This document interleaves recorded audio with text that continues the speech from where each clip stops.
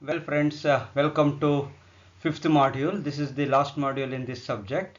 Uh, this deals with the current trends in supply chain management. Okay, so what are the various trends that is happening nowadays in the recent times in supply chain management? We will discuss about the agile supply chain. We will discuss about supply chain integration. We shall discuss about supply chain restructuring, okay, and the contribution of IT towards SCM, and the most happening field in SCM, that is e-commerce. All these topics will be dealt in this fifth module. To start with, we shall start. We will discuss supply chain integration. This PPT has been prepared by referring many resources. I owe a thanks to them all, and it is exclusively used for the purpose of education. And wherever possible, I have referred their name. First, we shall discuss about supply chain integration.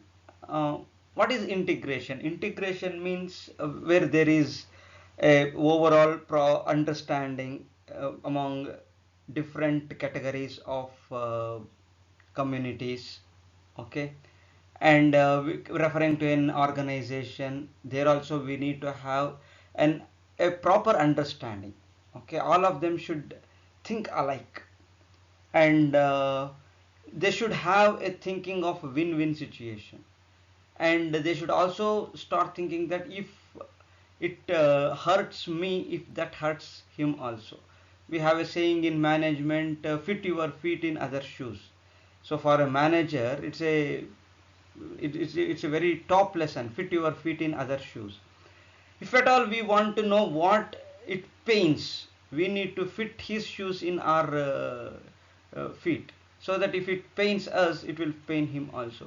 So that such kinds of mentalities are very much necessary if at all we want to achieve any integration. Okay. In well managed chains, material, information, and finance flow seamlessly across departmental and organizational boundaries. There should not be any boundaries across. There should not be any stoppages. There should not be any hiccups. There should not be any barricades. The material, information, finance, everything should flow. It should be a very streamlined flow. Okay. So when it is like a streamlined flow, a laminar flow, okay, not a turbulent flow, a laminar flow, then we call it as a well managed supply chain. It is the end customer pull and not internal compulsion that govern these. That is very, very important. It is the end customer's pull. Whatever we are doing, it is not out of compulsion we are doing that, okay. And whatever we want to do, we need to do that with love. It's not that we are doing it with force, okay. And one of the very famous Kannada saying is that ಯಾವುದೇ ಕೆಲಸನ ಇಷ್ಟಪಟ್ಟು ಮಾಡು, ಕಷ್ಟಪಟ್ಟು ಮಾಡಬೇಡ. It is as simple as that. So the end customer pull is that we are doing it with love, to in order to satisfy the customer. It's not that out of force, any force, that I am trying to do that just to satisfy someone else. No, that should not be the mentality. For example, individual departments and firms may be more interested in performance at the local level than the performance at the chain level. Why? It's a very myopic vision. It's a very narrow-mindedness. See, as an individual department, why should I be bothered about the supply chain? Why should I be bothered about the performance at the chain level? Is it necessary for me? No, my job is to do this. Let me do this. That's enough. So such kind of narrow-mindedness will harm the organization. We cannot achieve any integration out of that. As a result, what will happen? The materials or the products keep on waiting for a considerable period of time at various boundaries. From one department to another department, there will be waiting. From next department to the final department, there will be stoppages, there will be waiting. From manufacturer's end to distributor end, again there will be a boundary, and there will be again waiting. Such things happen. In order to avoid these things, what we need to have, we need to break these barriers, break these boundaries. Okay. The classification of firms may be done in 3 stages based on the framework as shown.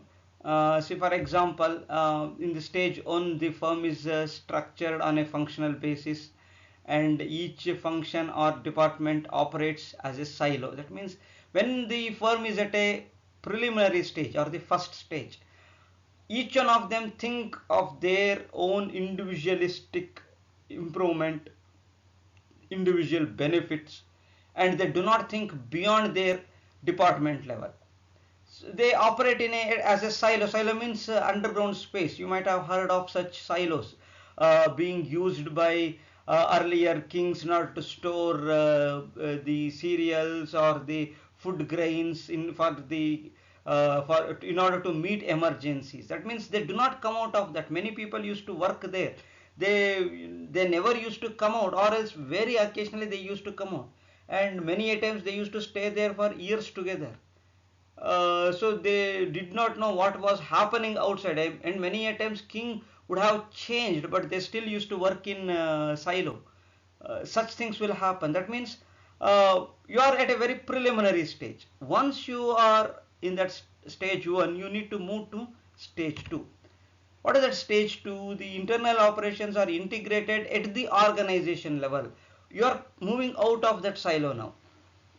You are trying to bring the integration at the organization level. That means various departments will work together as a team, as a single organization, as one organization. It's not that multiple teams working at a different time at their own will. No, it's not like that.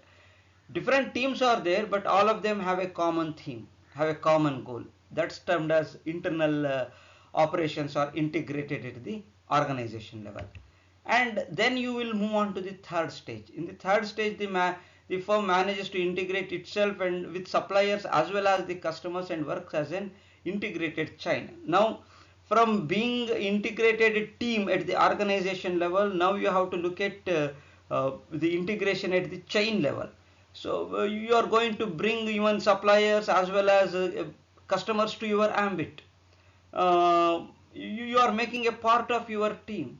You are making them a part of your family. Now the entire supply chain is a family now, and if one fellow is affected, it affects the entire chain. It's not that it's none of my business. No, if we start thinking like that, then it's not an integration. The word integration itself indicates that win-win situation must be achieved. And second one, we need to fit our feet in other shoes. Uh, if it bites us, that will bite them also. So in that way, we need to achieve the integration at the third level. Okay. So all these 3 stages must be worked upon in order to achieve the integration. In this diagram clearly indicates the entire operation. Achieving an integrated supply chain. How do we achieve this? So in stage 1, as I've already said, each function is myopic in nature, focusing attention on the narrowly defined local performance measures. And in stage 2, we move a little bit ahead by overcoming the wastage at the organization level, clearing the boundaries, breaking the barricades, working as a single team with organizational goal as the viewpoint. With that view, if we work and we are trying to integrate or interact with members outside our organization. And finally, in the third stage, we achieve what we exactly wanted to achieve. It means we bring each and every part of the supply chain into our family.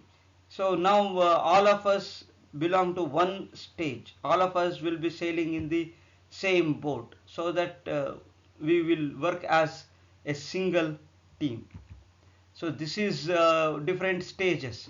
See, first in stage 1 we will be working as islands. So sourcing department will be working separately, manufacturing will be working separately, distribution department will be working separately, and you can see here the barricades. And the ideas will not flow beyond these boundaries. There are boundaries, and they are trying to bring in the integration, bring in the proper understanding within the department first. Next, we break the barricade between the departments and we try to merge them together like this. See, we are trying to merge them together. And the barricades have been removed. Whatever the barricades we had here, such barricades have been removed. This is stage 2, that is internal integration. That means I am trying to get the integration at the organization level from department level. So I am moving beyond department level and trying to think from an organization's perspective. So that is the second stage. And the third stage, look at this, integration level increases. So it's not restricted to just boundary line integration. It's a very massive integration now. So this is termed as the external integration, wherein along with the sourcing and distribution, see here, even the suppliers, customers are also brought in. So whatever the minor integration you had with sourcing and distribution, it is extended, and suppliers and customers are also brought in order to have the final integration.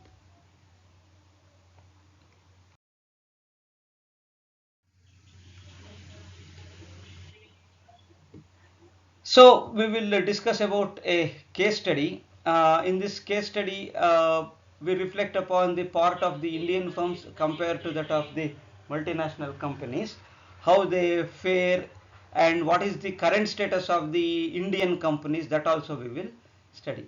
And this particular table indicates Hindustan Unilever Limited, wherein the raw material inventory was to an extent of 53,000, and then work in progress inventory was 2,000, and finished goods inventory was 25,000, and the total overall channel inventory was around 75,000.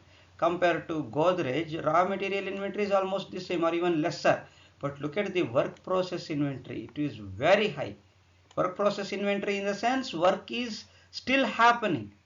See, soap has not been completed, the chemicals have been added, okay, wrapper has not been done, chemical is being added, and fragrance is being added, it is getting solidified. That is work in process, it is still under process.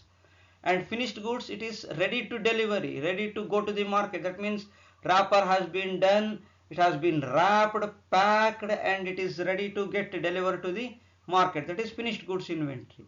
So these are the three stages or different forms of inventory. At every stage we need to see that the inventory level is kept at the minimum, because more the inventory, dead capital is more. Of course certain safety stock and buffer stock are required, but that doesn't say that I need to have that inventory. It's not compulsory. Japanese have proven that. Okay, they have proven that zero inventory system is workable. They are working with just-in-time inventory system, wherein everything just enters the next stage to get converted into further stage. In that way, the waiting time has been reduced almost to zero level. So this is possible. What we need to do is that we need to bring in the integration. That's what we need to have, a proper understanding between different departments. This is an inefficiency. When you have more inventory, don't be under the impression that this is good. Inventory is termed as a necessary evil. It is an evil. It is an evil. We need to overcome that particular evil. But unfortunately, what happens? Many a times we need to have that to some extent. That's why we term it as normally necessary evil, but we need to see that it is minimized to the maximum extent possible. Huge inventory in the channel reduces flexibility in launching any marketing initiatives by FMCG companies. You cannot take anything further. You cannot introduce the new product because the entire channel has such a huge inventory that you need to see that they are sold in the market. They are not getting sold. You cannot launch the new market. The retailers are not ready to let the new product in because they have a very huge inventory. They are asking compensation from the distributor is not ready, distributor is looking at the manufacturer is not ready, then how can the business run? So that's why we need to see that the channel inventory is kept at the minimum level.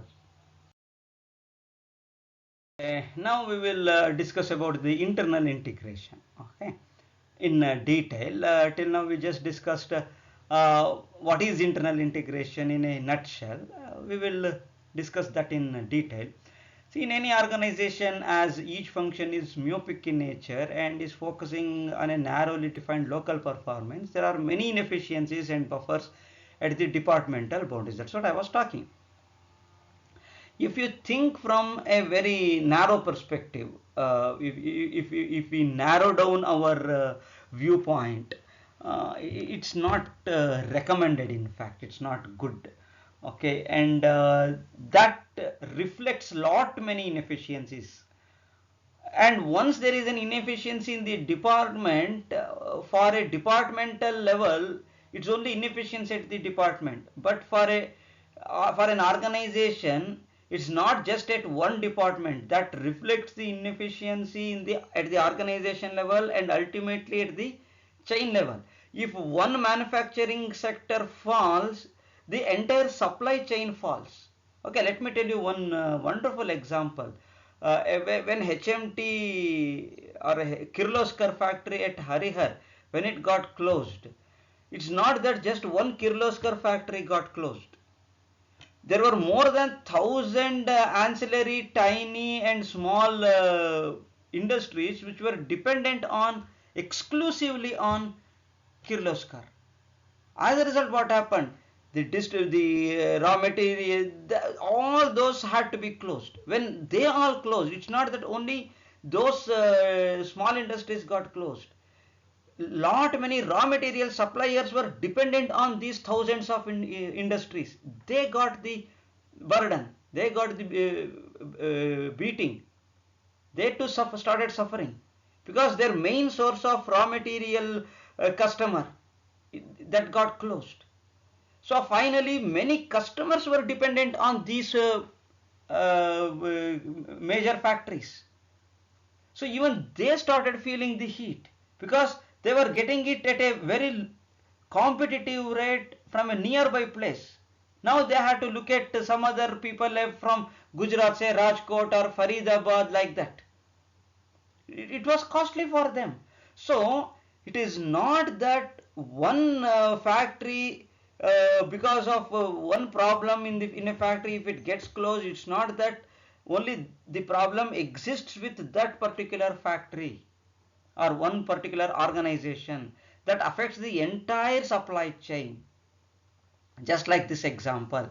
So that is why if a department thinks that it's my department and if at all it harms my department, why the organization should worry, why the world should worry? No, it's not like that. It affects the entire supply chain. It's not you alone, it is we all. And that is why achieving an internal integration is very much necessary. Such myopic performance can be overcome by achieving internal integration in any of the following ways. How to achieve them? First one is the centralized system. Second one is the decentralized system. And the third one is the hybrid system. Let us discuss each one of them in detail. What is a centralized system? Centralized system is planning at a central level.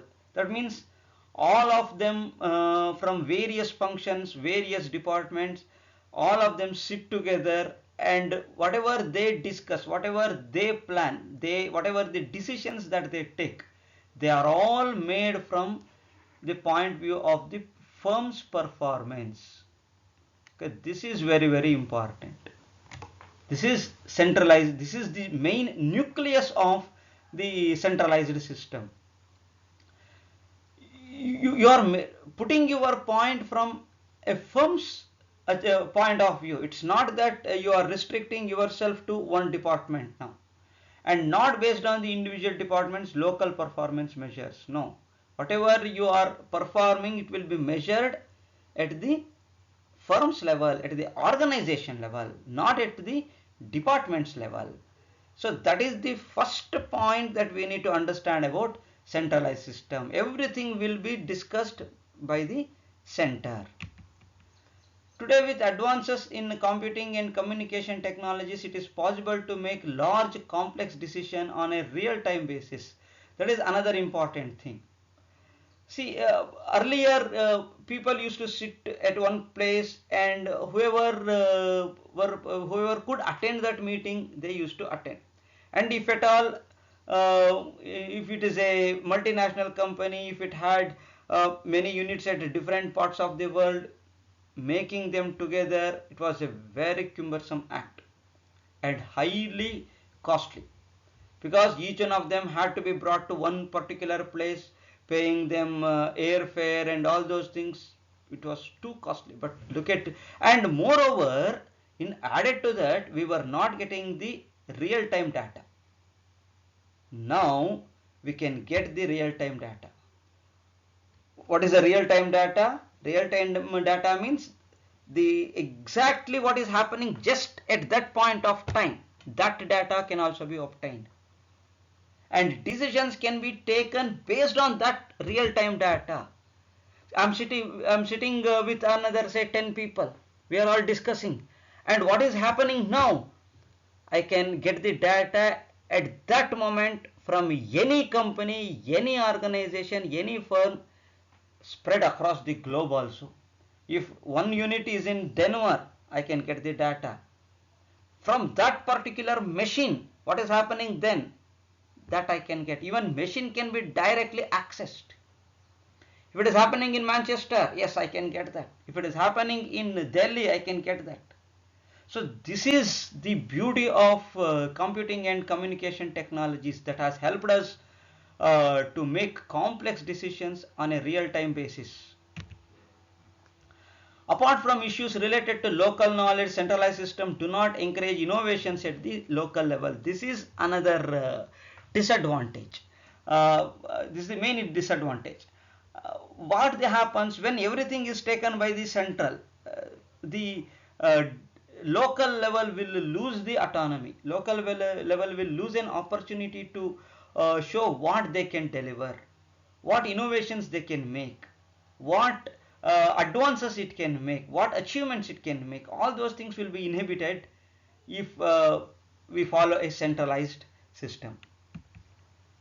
In summary, although a centralized system provides efficiency, it cannot capture the local knowledge and can result in disempowerment of the local managers, causing lower levels of innovations in problem solving. This is quite possible because at the local level, people will get demotivated, disencouraged. I'm not being able to do anything on my own. I have to just follow the orders from the central committee. So that kind of murmur and that kind of negative feeling may creep in when we emphasize on a centralized system. Instead, I can go with a decentralized system. Each system can manage its operation independently, ensuring that it meets its service agreements. Yes, you are expecting me to do this? Let me do this. I know how to do it better than you. Let me do this. That's what this decentralized system says. By ensuring that performance measures are aligned, that is very, very important. It is not that I have created my own performance level. No. I have aligned it with the requirements of the central level. Everything, whatever I am doing, it's in line with the central level. It's in line with the organization's requirement. So obviously, let me do that. That is the decentralized system.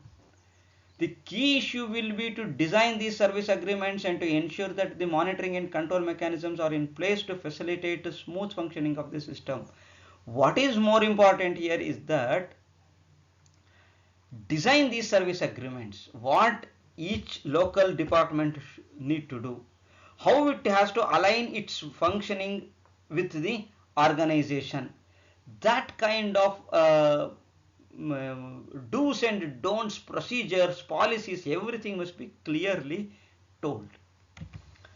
A decentralized system will result in higher innovations in problem solving situations and more effective use of the local knowledge. That is quite possible, because we cannot underestimate any one particular local department's manager. They may have a wonderful vision, they may have wonderful ideas which will help the organization to grow. If we do not let the individuals to perform at their top level, if we do not tap their potential, it's a loss for the organization. A decentralized system will help for each individual to realize his or her potential and give best to the organization. However, a decentralized system has higher slack and longer lead times, and customer service may get affected because of this. And if it doesn't get aligned with the organization's viewpoint, then the entire distribution network gets affected. And one best example I can quote you is the current COVID situation, wherein states were allowed to purchase 25% of the vaccination from the companies directly.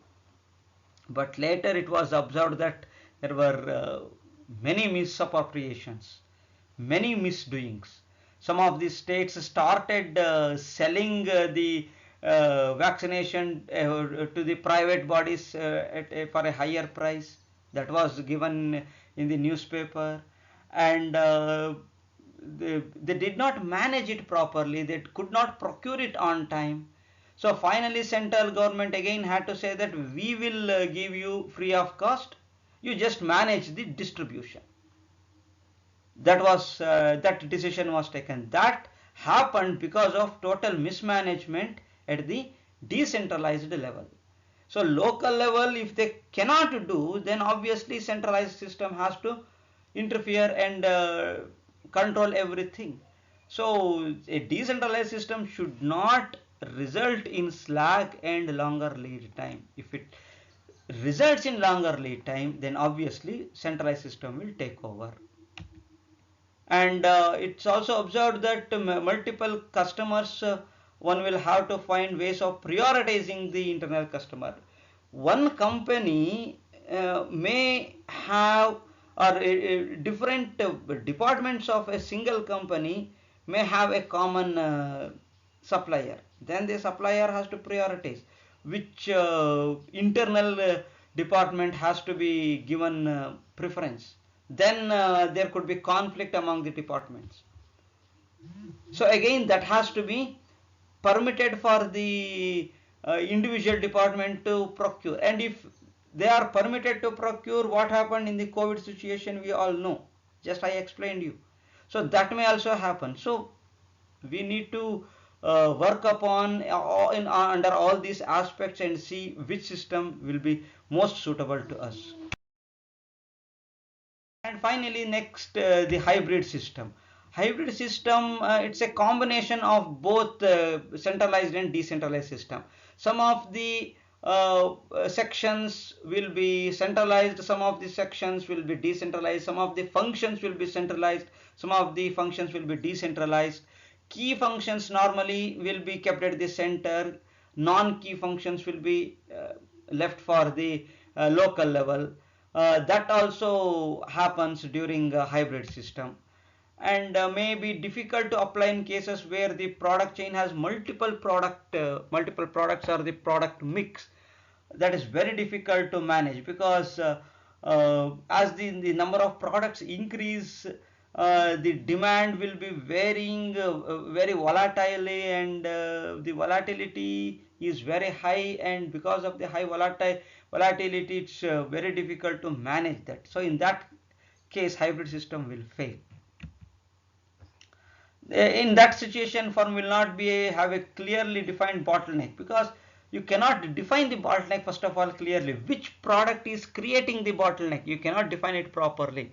So that as the bottleneck keeps on shifting from one product to another product. Today it may be on soap. Tomorrow it may be on detergents. Next day it could be on creams. It keeps on changing from one product to another. So it's a challenge, big challenge to run a hybrid system. Finally, any approach requires corresponding changes in the organization structure and performance measurement schemes. If proper monitoring and control systems are not put in place, then the firm is likely to gravitate back to stage one.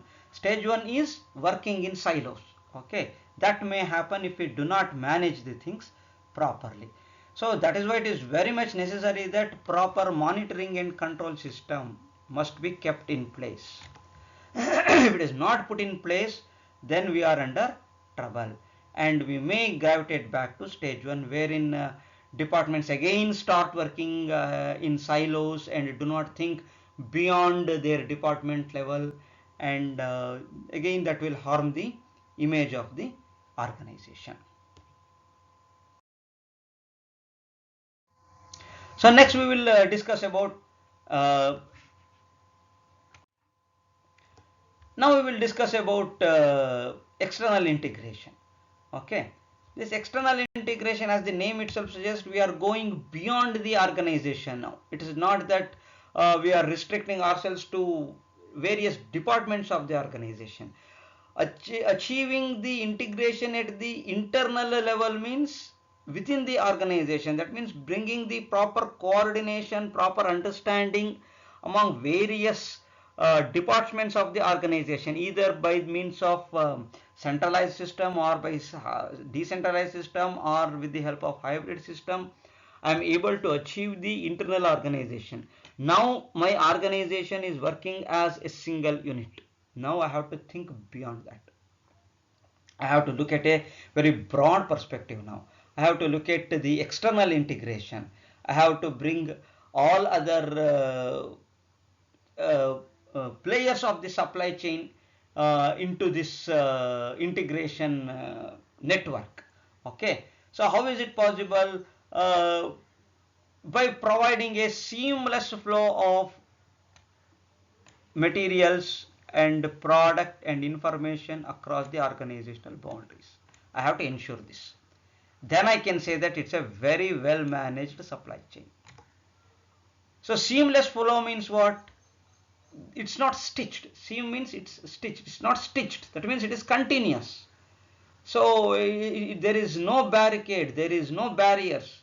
It flows continuously. A streamlined flow is obtained. Then we say that the supply chain is well managed. Flow of information of materials will get distorted as we move up the chain towards the supplier. As we extend various levels of the supply chain, as we go on adding new players to the supply chain, then the flow of information and materials will get distorted, and we need to be very careful and see that it will not get distorted. For example, a garment retailer will place an order with the wholesaler, who in turn will place the order with the garment manufacturer, who passes the order to the fabric manufacturer, and so on. That's it. So when customers come, retailer will understand what customers want.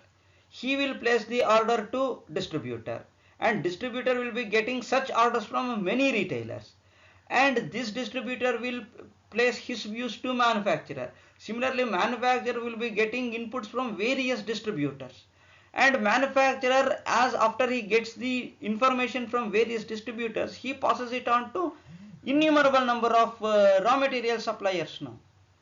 So there is every chance that the flow of information and the material gets distorted at any of these boundaries.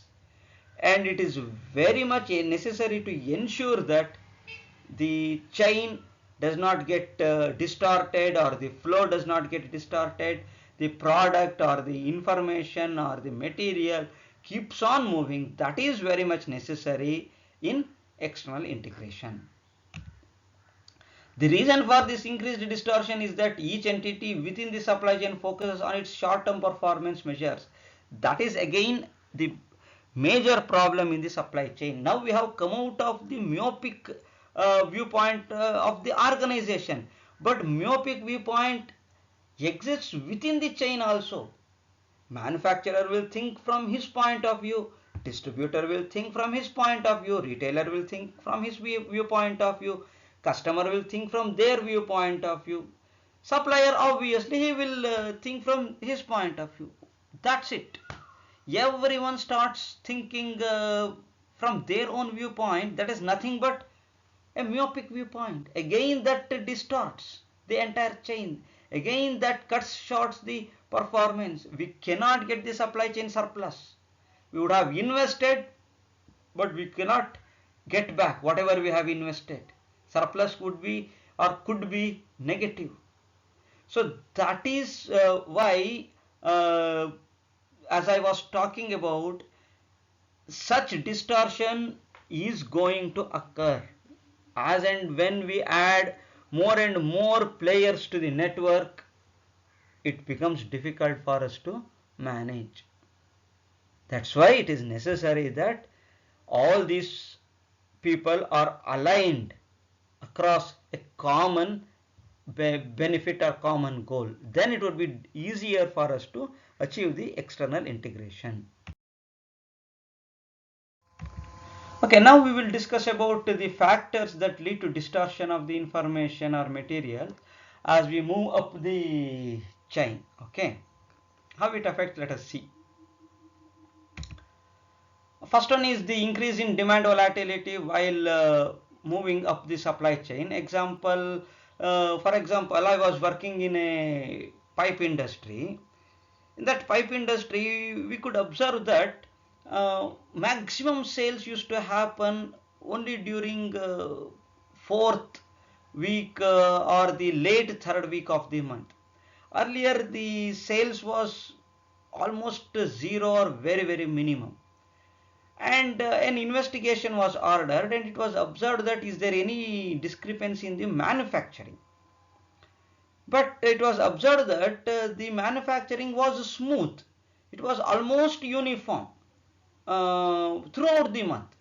Whatever the quantity that was being manufactured during the first week and second week, third week, fourth week, it was almost the same.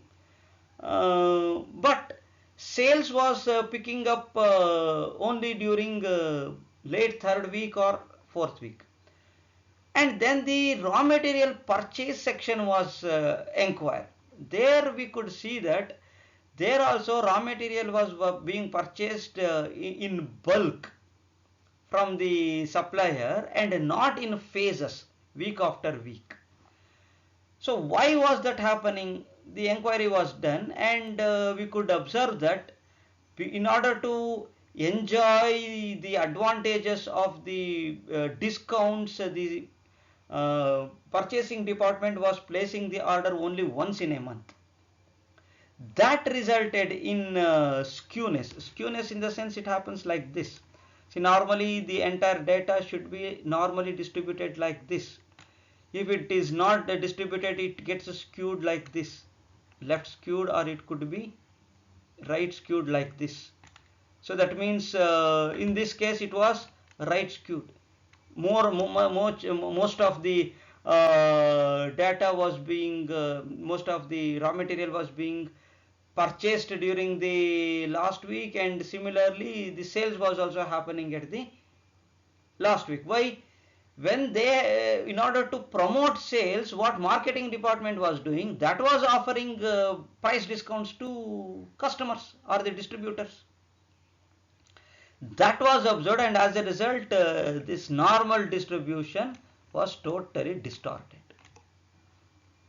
So such things may happen, and it's a quite common thing in many of the manufacturing industries.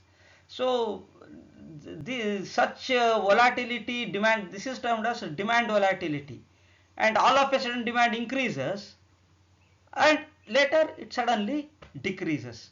So this should be avoided, and if this is not taken care, then distortion of the information or the flow of the material will be difficult. Or it could be impact of buyer practices on demand distortions across the buyer supplier chain, or it could be supplier practices also. We will discuss these two things with the help of a block diagram.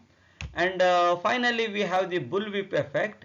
Bullwhip effect will be taken at a later stage. First of all, we will discuss about these 2 points, that is the impact of the buyer practices and impact of the supplier practices with the help of a block diagram. Okay, this is the block diagram I was talking about. We have buyer practices, we have supplier practices, and when buyer places the order, supplier supplies the material, and we see the impact over there. What is the impact? Ordering pattern as seen by the supplier. He sees that there is the demand from the customer is highly volatile like this, but buyer sees the ordering demand as ordering pattern as having very small fluctuations like this. Why such happens? Let us first discuss about the buyer practices. There are two things: forecasting of the future trends in demand and order batching to take care of the economies of the scale. These are the two buyer practices which will result in the information distortion. And these are the three reasons, three practices of the supplier that will result in the information distortion or the demand distortion between supplier and buyer. Let us discuss each one of them in detail. First, let us take up the buyer practices.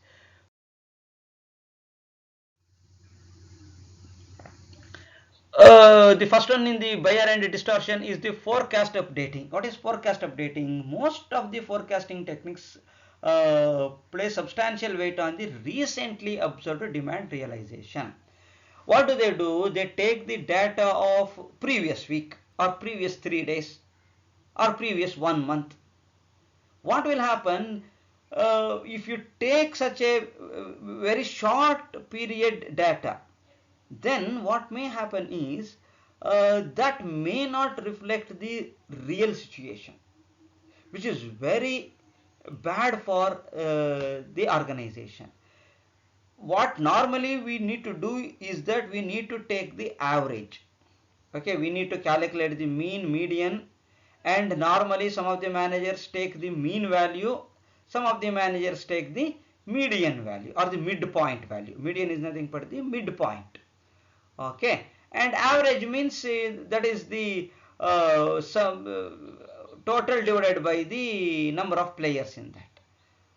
So either of these two methods are followed, but if you do not follow any of these two methods and follow just the recently concluded data, then we definitely end up with wrong decision.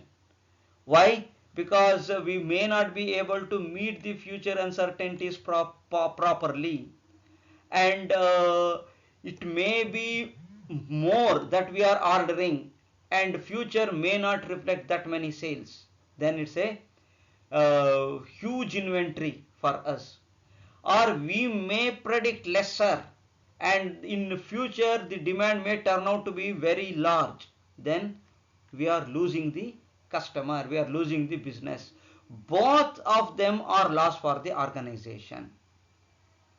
Okay, so that is very important. Another point, another problem with wrong forecasting is that at the buyer end, looking from a very narrow period, very short period, he may predict that demand will increase.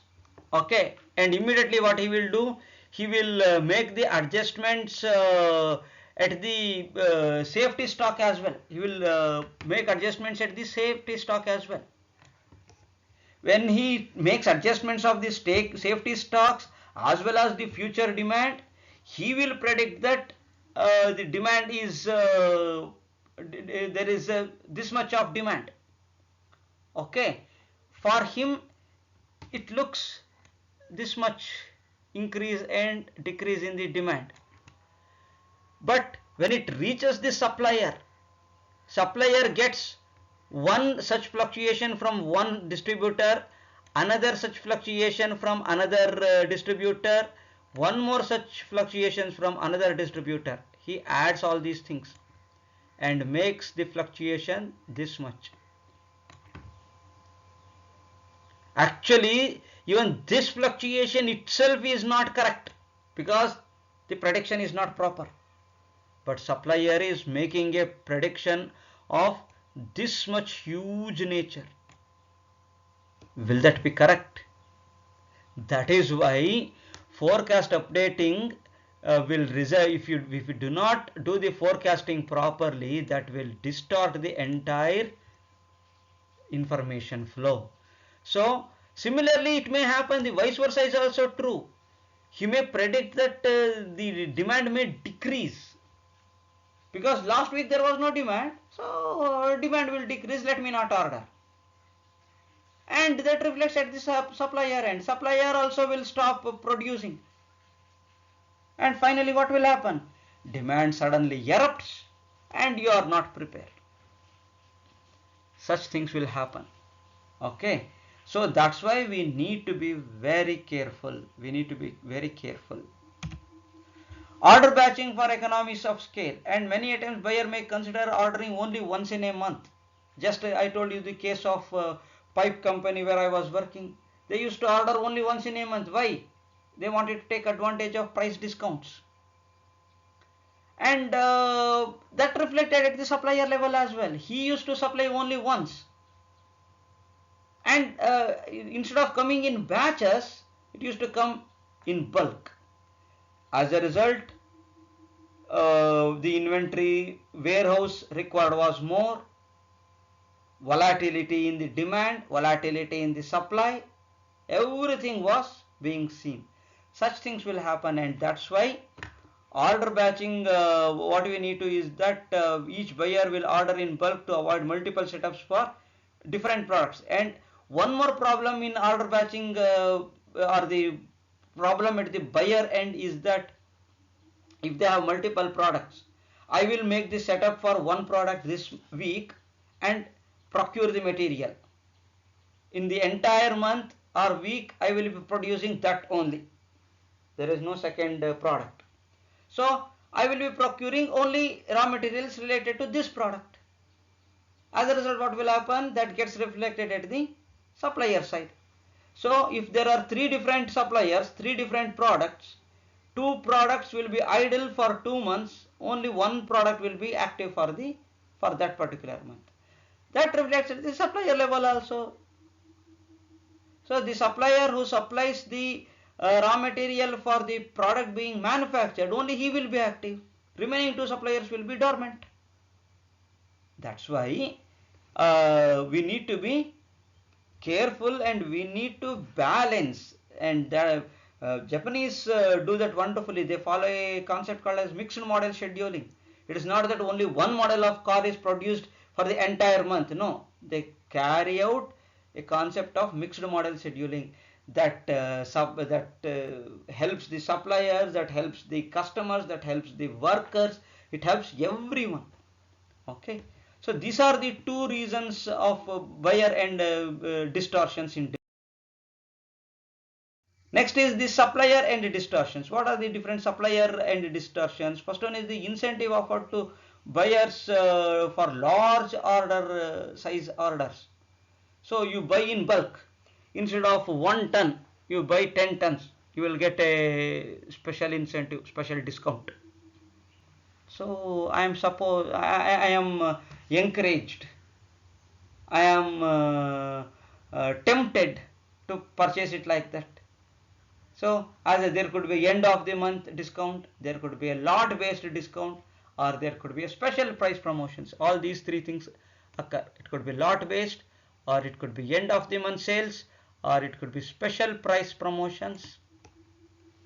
Okay, so now end of the month clearance, factory clearance sale, we also have seen, no, factory clearance sale. What do?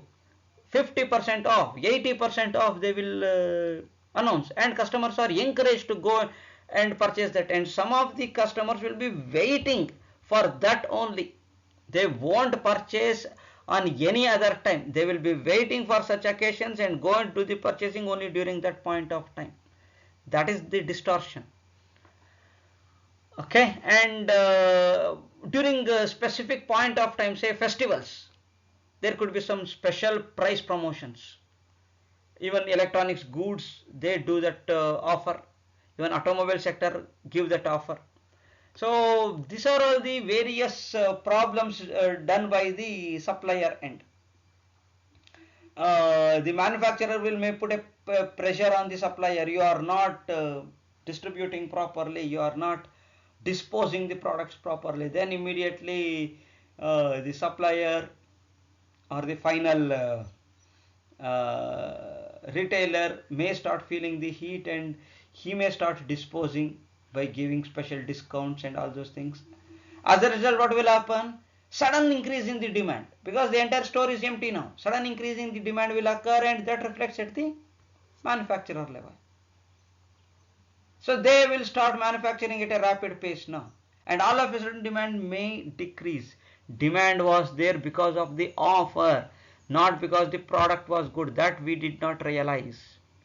If we do not realize such intricacies, then the entire chain will be under trouble. Next is the effect of supplier behavior uncertainty. This occurs in 3 dimensions, like handling of shortage situations, price fluctuations, and delivery uncertainties. The supplier may not handle these 3 situations. Shortage situations, when there is a shortage of raw material, how to balance that? Do the rationing. Rationing means what? Limit the quantity. What do we do? How much do we get at a ration shop, public distribution system shop? Do we get as and much whatever we want, however much quantity we want? No, it is fixed. No, follow that rationing. All the customers can be satisfied to some extent at least. Price fluctuations, how they overcome the price fluctuations? Will they pass it on to the customer, or will they bear the burden? Demand delivery uncertainties, if you do not deliver it properly, if you take too much of lead time, that affects the manufacturer. When it affects the manufacturer, that affects the customer. How one wrong decision, if you do not deliver the raw material properly to the manufacturer, that affects the finally the customer, and customer may switch over to some other manufacturer. So where it hits the supplier back. That we need to understand.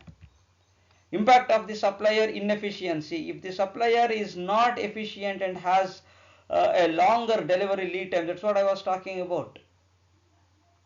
She has to overcast a longer time horizon, leading to higher forecasting error. As the time horizon increases, the forecasting error probability also increases. These are all the various problems that is associated with the supplier, and it could be the incentives, or it could be the behavior uncertainty, or it could be the inefficiency of the supplier, that will result in the distortion of the information due to inefficiencies at the supplier end. So an information may get distorted either at the buyer end or at the supplier end. So if everything gets streamlined properly, then to the maximum extent possible, we can avoid such distortions. Thank you.